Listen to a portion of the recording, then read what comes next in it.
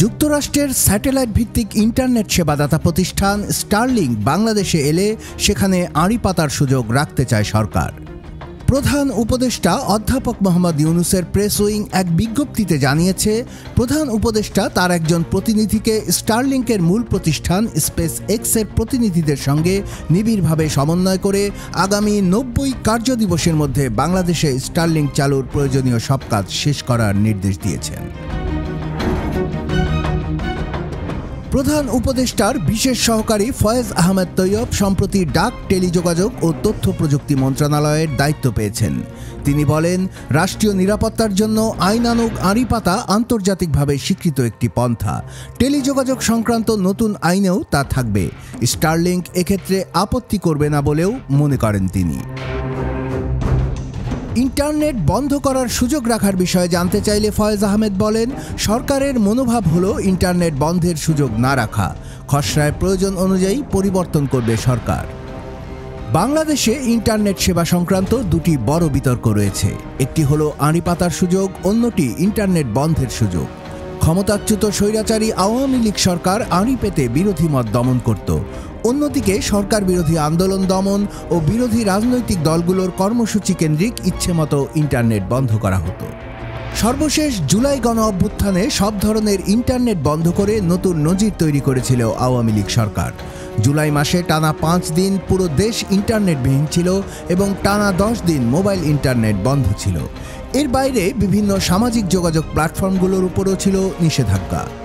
August মাসে সরকার পতনের ঠিক আগেও ইন্টারনেট বন্ধ করা হয়েছিল, আর আড়ি পাতা ছিল নিয়মিত ঘটনা। স্টারলিংকের সেবা বাংলাদেশে চালুর খবরে কৌতূহল তৈরি হয়েছিল যে এক্ষেত্রেও ইন্টারনেট বন্ধ এবং আড়ি পাতার সুযোগ থাকবে কিনা। দেশের সংবিধানের ৪৩ নম্বর অনুচ্ছেদে রাষ্ট্রের নিরাপত্তা, জনশৃঙ্খলা, জনসাধারণের নৈতিকতা বা জনস্বাস্থ্যের স্বার্থে আইনের দ্বারা আরোপিত যুক্তিসঙ্গত বাধানিষেধ সাপেক্ষে প্রত্যেক নাগরিকের চিঠিপত্রের ও যোগাযোগের অন্যান্য উপায়ের গোপনীয়তা রক্ষার অধিকার দেওয়া হয়েছে। যদিও টেলিযোগাযোগ আইনের ৯৭ ক ধারায় বলা হয়েছে, রাষ্ট্রের নিরাপত্তা বা জনশৃঙ্খলার স্বার্থে আড়ি পাতা যাবে। স্টারলিংকের মতো স্যাটেলাইট ভিত্তিক ইন্টারনেট সেবা দিতে সরকার non geostationary orbit satellite services operator শিরোনামে খসড়া নির্দেশিকা করেছে। এতে বলা আছে, সেবাদাতাদের টেলিযোগাযোগ আইন ২০০১ মেনে চলতে হবে, অর্থাৎ আইনানুগ আড়ি পাতার সুযোগ রাখতে হবে। এছাড়া নজরদারি সংস্থাকে প্রয়োজনীয় তথ্য উপাত্ত দেওয়ার ব্যবস্থাও থাকতে হবে। নির্দেশিকার পাশাপাশি টেলিযোগাযোগ আইনের খসড়া নিয়েও কাজ চলছে। এ খসড়ায়ও ইন্টারনেট বন্ধ ও আড়ি পাতার সুযোগ রাখা হয়েছে। বাংলাদেশ টেলিযোগাযোগ নিয়ন্ত্রণ কমিশন বিটিআরসি সূত্র বলছে, ইন্টারনেট সেবাদাতা অন্য প্রতিষ্ঠানগুলোর জন্য আইনে যেসব বিধান রয়েছে তা স্টারলিংকের মতো স্যাটেলাইট সেবাদাতাদের জন্য প্রযোজ্য হবে। বিআরটিসি গত ১৪ জানুয়ারি আইনের খসড়া মন্ত্রণালয়ে পাঠিয়েছে।